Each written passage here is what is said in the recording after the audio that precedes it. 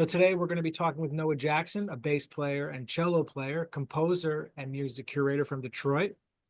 Noah's toured worldwide with the jazz master Abdullah Ibrahim and recorded The Balance, which reached #3 on the Billboard Jazz Charts. He's also performed with some legends, Branford Marsalis, Garrett, and Jazzmeia Horn. He's also the former music director at Cliff Bell's Jazz Club in Detroit, where he booked live music 5 nights a week. Led his own projects at the Schoenberg Center and Detroit Symphony Orchestra, received grants for his work in jazz and classical music. Also got some great upcoming shows we were talking about with Tyreek McDowell, Kenny Barron, and Isaiah Collier. So Noah, good to see you, my friend. Thanks for joining me. Thank you for having me. My pleasure. So we were just talking about, before we hit record, we got to save some stuff for the podcast. Yeah. Now, and if it's okay, I think that's actually a good place to start because musicians really do struggle with, no matter how amazing they are, established there like yourself, there is a financial component because we do have to pay bills. This is 2025. Sure.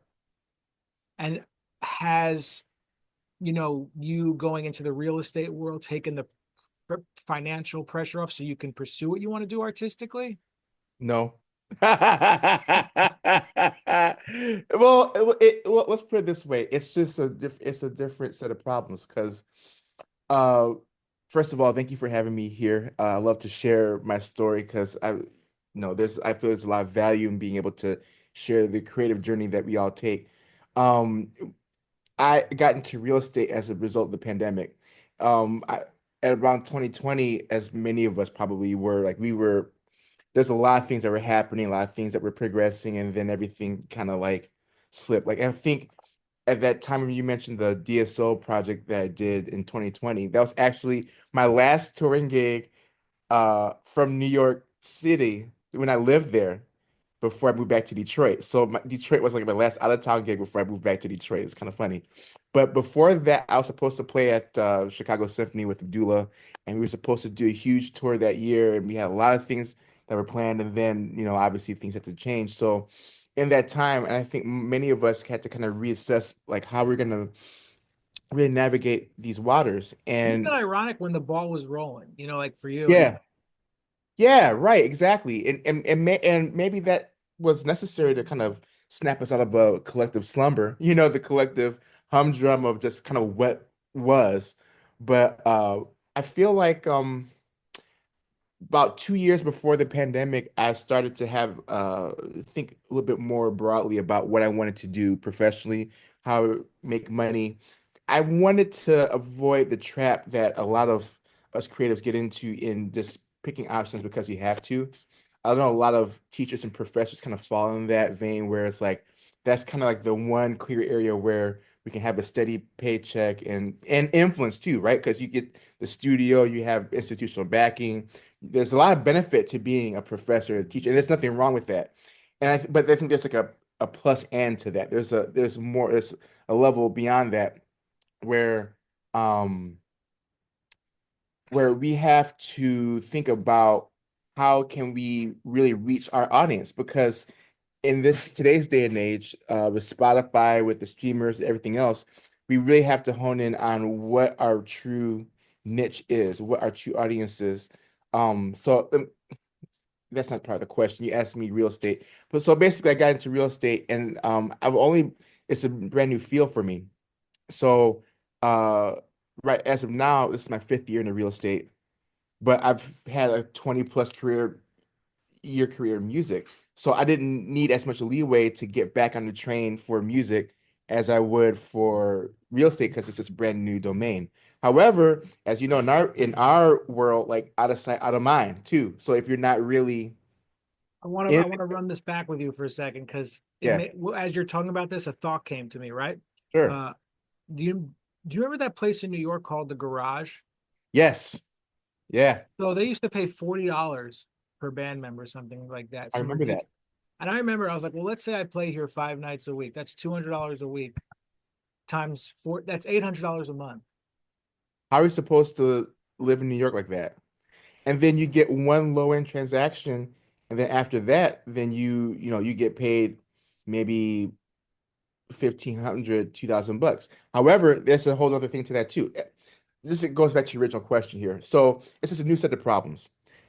having a real estate stream of income is beneficial in leveraging my abilities I've honed as a musician in terms of networking, connecting with people, understanding how to like deal with people's problems. Like you can kind of use those soft skills to build your business in real estate. But it took some time to get to a point where the real estate business start to actually feel like a business, where leads are coming in, people are coming to you, you're servicing people, there's a decent flow of business going in and out. This is my fifth year, and I'm just now getting to a point where like I'm selling houses and helping people buy houses. I'm starting to get more balance in that, get more inbounds from people, so it's not as much work, but it still takes a lot of work. Most realtors don't even catch their wind until 5 to 7 years in the business. Being a musician is competitive. There's a lot of musicians who want to go do one specific thing. Yeah. Did you, because you had that, what that competition aspect is like? It's the same with real estate. I don't, but I would imagine like it's probably more a little bit more cutthroat in the arts. Did that help you in a sense, like having that, you know, knowing about that? I guess it had in a very soft sense because I didn't really think of it that way. But the way you put it now, like yeah, like you get used to the competition, you get used to dealing with that because a lot of people when you're dealing with just like the public, right? uh when you deal with the public, it's a different kind of skill set, it's a different kind of competition. You're dealing with a lot more money actually because there's more people. I didn't realize how much money people actually had like as a whole. And it's like because you're just used to doing the $40 gigs, $100 gigs, the scope is very small, but then you start talking to people, they really get deep into to the woods with that. So I would say that it's it's maybe I guess maybe it numbed me to that. It's Well, like no, but it's also got to there's feel no like something. competition because it's a different kind of it's no competition to me. I'm not because I'm here to do business. Yes, I'm here. I'm not really competing with. I mean, I am competing with other realtors, but I'm that's not right. trying to be a realtor. I'm trying to be more like Entrepreneur. yeah, an entrepreneur, a developer in a way, and using real estate as a vehicle to help like kind of enshrine music more firmly in the cultural fabric of the city. I love that, you're open and honest about this and stuff because musicians look at other musicians who do other things, quote unquote day gig or whatever you want to call it. They look at them almost with contempt. You know what I mean? Like, Yeah, it's like you and failed. it's bullshit. This is 2025. Well, that's the thing, right? It a lot of it does kind of fall on like how we've been taught into the music because we've been, you know, I was fortunate to have a really great mentorship with Rodney Whitaker. He's a great professor at Michigan State, and he kind of opened the the viewpoint of thinking beyond the bandstand, thinking more entrepreneurially, but just in terms of like the actual like jazz culture, we don't talk about how do we make money other than just getting better. Now, there Like, is, don't talk. yeah, It's like they say, don't talk about it. You know what I mean? yeah, yeah, don't talk about it. Right. Like I almost as a rule now don't even accept $100 gigs. $100 gigs. Yeah, I just don't accept those anymore because it lowers the floor. It lowers the floor for everybody. But if you pay people better, then you create a better expectation for the people who hire folks about what the actual market rate for music really is. And that's actually kind of what I wanted to do through Cliff Bells too, was kind of establish a new model where like businesses can still thrive paying musicians. You don't have to exploit them to make money, and I'm not to say that they were, but I'm saying in the grand scheme of how musicians interact with establishments, with clubs, with venues, the leverage tends to be a bit one-sided unless you're a bigger artist. And that's kind of the goal, right? The goal of an artist is to build enough audience and culture to create leverage to be able to play where you want to play and demand the pay that you want to be paid. In many of those kind of cases, they're not even talking about, I mean, some of them might be talking guarantees to a degree, but they know that they can bring a certain audience, bring a certain draw, they can collect on that draw, and that's a sustainable resource. But to do that, that takes a ton of headwind and a ton of resources to gather those kind of audiences.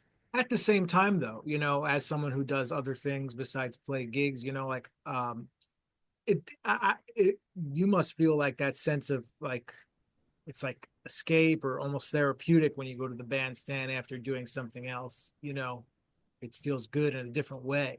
I would actually say it's a little bit the opposite. I would say that the bandstand is more fun. Actually, going back to your original question, it does make playing music a little bit more fun because you're not so dependent on making the gig to make the money. Now, there's a flip side to that too, where it's like if you have no other option but to use the music as a vehicle to make money, then you can either be really great at that or you can really fall by the wayside and not have too many options. When you put all your hat, you can put your hat in the ring like that, but also having a certain standard where like you want to be at peace as a person in your situation, and so you can create. That's a whole different conversation.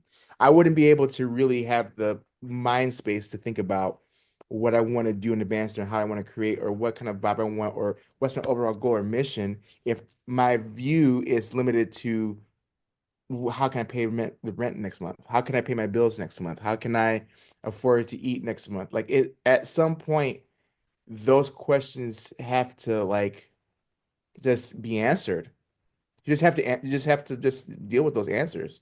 And it's hard to think about what kind of impact you want when your vision is so small. No, I mean, like though, but now that you don't, it's different for you because you do other things. Like when you go to the bandstand, you take off that pressure that you had before. So there is also Some will argue that that pressure is what creates the great musicianship too. that's true too. Some will argue like you need to like have limited options so that because you play hungry, you sound hungry, it it makes a different kind of sound than what it would when you're just comfortable. But there's also like the other side too, where it's like, oh, I don't necessarily need to be here. I don't, so I'm going to do whatever I want artistically, and I'm just going to let it Yeah. all out. Right, right. And also it gives yourself leverage when you negotiate for gigs. Because now you don't have to just accept, oh well, I'll just do whatever. Like no, like I have a number that I want to reach, and this is going to be my number. And if I can't reach that number, I'm going to make my own numbers to reach that number. And You talked about, oh, sorry, go ahead, go. go ahead, go ahead. No, you talked about exploitation, like this one time, like I used to have a regular gig at a restaurant. It was just me by myself, $100, whatever. Mhm, Then like one time, like they booked me that I thought I was playing publicly, but it was for a private party, which they didn't tell me. And I'm like, I'm not paying for the private party for $100. So I mhm, walked out, you mhm. know. But granted, like, because I have other sources of income, it's like I didn't need to. I thought it was wrong. You know what I mean? What they were doing. So it's like they were wrong for doing that, but I didn't need. Well, it sounded also like there's just misplaced expectations because if I was in that position, I would reframe it as, okay, well, what do you expect our band? Because I run a hotel gig too, actually here in north of Detroit. I haven't picked up a regular residency gig in a long, like a restaurant gig or a hotel gig in a while. It's the Townsend Hotel, and they treat us well. They're really hospitable, and Beautiful. sometimes they have private events too. But and knowing stories like that, when I started doing that gig, I had a conversation with them like, "What do you expect us to do? What's the expectation around uh our music, our band? Like, do you want us to function as like background music? Do you want us to be more of a show? Like, what's the objective here? What would you consider a successful run with us? Stuff like that. So that way, like if they expect us just to show up every week and then they're gonna throw things in there, then it's like, oh, we can have a different rate for private parties, right? We have a different rate for private parties versus our normal thing, and like creating an expectation ahead of time, such that like if they wanted if they want to do that, they're gonna pay us, or if they're gonna have private parties, just to not try to double dip like that.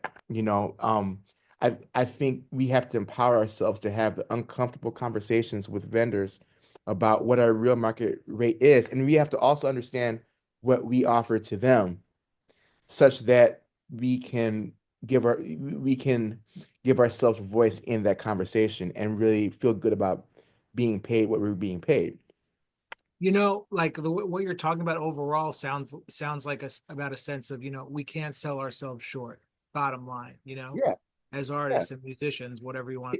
Bills are When expensive. Yeah. yeah, when did you start like really like, because it sounds like what you're saying is very like you've thought about these things in detail, even the way you just explained the thing with the private, with the hotel and stuff. Like when did you start to really think about, say, I need to start thinking about it like this now, more business savvy in a sense? I would say it probably started, there was an inkling with this, and again, also with real estate too, actually, about 2019 for me, when I started applying for the grants with the Lower Manhattan Cultural Council. I did a Duke Ellington project, and I did a double quartet. So I had a jazz quartet and string quartet put together. We had a panel discussion, talking about the role of jazz and how it's transformed the cultural fabric of us, and in doing that, I had to, call up the panelists, hire the musicians, come up with a clear plan, a clear vision of what we want to do.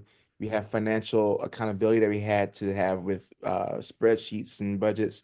And in doing just that one project, it's like, okay, I might have paid myself so many dollars, but I don't feel like I feel like I put a lot more work into it than that. So does that mean if I want to make $100,000, I have to put together 20 of these? And if I don't have the time to do 20 of these, I have to pay someone to help me do those. And I have to take a cut of that to get okay. So that was I had a great learning experience and was slightly overwhelmed by the fact that of how much work it would take, how much resources that I didn't have to get to where I really wanted to go. And it's not that I don't have the resources. It's that at the time, I didn't understand what the different routes to get to the same destination without having to, fork over a lot of money or time. There's now I'm learning that there's ways of doing that, but at that time, I was just exposed to just the general nature of business. And then I think my experience at Cliff Bell's opened my eyes because I got to be on the other side of the picket fence. Yeah, and you're a musician who's booked, you know what I mean? Like, but Yeah. it's like I get I'm a musician interviewing people on podcasts. So it's like Mhm. it's another side that most like it's the same thing like some people who book jazz festivals, what do they don't do anything. The jazz, you know what I mean? They just book the Yeah. fest. They don't do anything musically. Nothing. Yeah. Most of them don't. Most bookers are just really enthusiastic about the music. They follow up with they're super fans that employ themselves in the sphere of music. And I mean, who's smarter, right? Like they're the ones that found a route to like make revenue from what we do. It's on Well, us I mean, to, super fan is one thing. I'm talking about people who don't like just are just in this position because someone put them there. You know what I no, mean? no, I said what I meant. Like these people, you're absolutely right. Like I agree with you. They like a lot of people are super fans who get paid to book people. They might be put in positions to know people that might know who runs the festival or who hosts the purse strings to sponsors. And to a degree, there's some utility to that too, right? Because you have to leverage connections to keep certain functions alive, right? But um having that experience in interacting with folks and what it really takes to build a culture, it's like, okay, well, if I had a huge pot of money to help develop stuff, I could do that. I know how to do that. But where are you going to get the huge pot of money from? Right? Like, of course, like, you don't think about how we incorporate other people and investors. I mean, that's kind of what a record label is. It's a fancy bank and investor. And what they're doing is they specialize in investing in artists that will get them a return. And they do that, it's a great business model for them, and it's also somewhat outdated because a lot of things are democratized now. And so I think I thought long and hard about this and how I wanted to run the program at the time. And I wanted to showcase top tier talent. I wanted to pay people appropriately. I wanted to increase the profile and the profitability of the club. It was a long-term mission for me, because we were coming out of COVID at the time, so things were slow and to pick up and everything. So there's a lot of headwind that we were facing against at the time. But in that situation, in those situations, I learned, well, A, I learned I need to get my stuff together, and B, I learned that I could do it. I could book myself. I could do all these things, and also the importance of delegation too, right? It doesn't take much to delegate certain things, to make things happen. And this is where having multiple revenue streams come in handy, because then you can leverage that for the other. Yeah, You know? I mean this is, and it's gotta must have felt so good. You're back in in your home base doing this, and it's gotta feel, just good. It just feels a good feeling of pride to do what you're doing for your home in a sense. Mhm. Let's talk. I know you got some upcoming shows before we wrap up, but this is great. This means the conversation is moving fast. I know you have some upcoming shows with some of the best with Tyreek McDowell, who was this 2023 winner of the Sarah Vaughan competition. Kenny Barron. So talk about a little about those shows coming up. Yeah, so I'm doing a 3-day run with Tyreek McDowell this week. I'll be playing in Blue Llama in Ann Arbor. I'm playing in Indianapolis and in Minneapolis. I think at the Red Wing in Minneapolis. And we got 3 shows with that. And then the end of the month, I'll be playing at the Detroit Institute of Art and Blue Llama with Isaiah Collier. And then I'll be recording an album with Russ Macklem the following week. And then I'll be playing at SF Jazz with Kenny Barron in early April. I hope So you're taking off of work. uh, just a little bit. And then in October, I'll be playing at the Rose Theater at Lincoln Center with Abdullah Ibrahim. Whoa. And then I'm getting married the week after that. And then after we get back from honeymoon, then I'm doing like a 2-week tour Oh, with congratulations. Europe. Yeah, I just got married like 2 months ago. So nice. Yeah, yeah, that's beautiful, man. it's a good thing. Well, when you're stable in one domain of your life, it helps you to be stronger in others. So, that's the other part too, is like having a foundation is definitely help clarify intentions with your time, and or just your intentions in general, your intentions, your goals. Like a lot of that gets kind of cleared up really quick when you have to involve, another person and trying to figure out how you want to live your life. No, You that's know, great. yeah, I'm really happy for you. That that's come. It's this year sounds amazing. Have it's a you big. worked have you worked with Kenny to a large extent No, before? this is my first show with him. This will be my first show, and actually, I'll be performing cello with him. This show will be with Gregoire Marais and Elena Penderhughes. We'll be doing I think that'll be the season finale for his residency at SF Jazz. So I'll be playing some original work with him on cello with that project. And he heard us play with Abdullah Ibrahim on the road, because we toured together in Europe a couple years ago. Like our tour routing was very similar. So he had a chance to hear me play trio with Abdullah, and yeah, so we'll be doing that. And yeah, it's an honor too to be able to play with Abdullah, because he's a direct descendant of the Duke Ellington band. Just having and the impact of his music and seeing it and being a part of that definitely at it definitely keeps me from wanting to like sell out my music. You know what I mean? Like there's just to see the actual material impact that music can have on a society and a culture. It's like, When you're around him, it makes you kind of you think that way more. You mean that? yeah, yeah, you consider that more. in the things that you do. And maybe for me, like can be a little bit more hands off with it, like maybe a little less attached. So that way I can just continue to create versus like sitting on an idea and letting it cook. Let just put more ideas out there, put more ideas out there. So yeah, it's a privilege to play with the legends like that. It's not very often that you get those kind of opportunities. So I'm very appreciative that I get to play with such luminaries. Let me say this: 2025 is the year of Noah Jackson. Hey, hey, we're claiming it. We're claiming it. We're claiming it. No, thanks so much, man. I really appreciate it.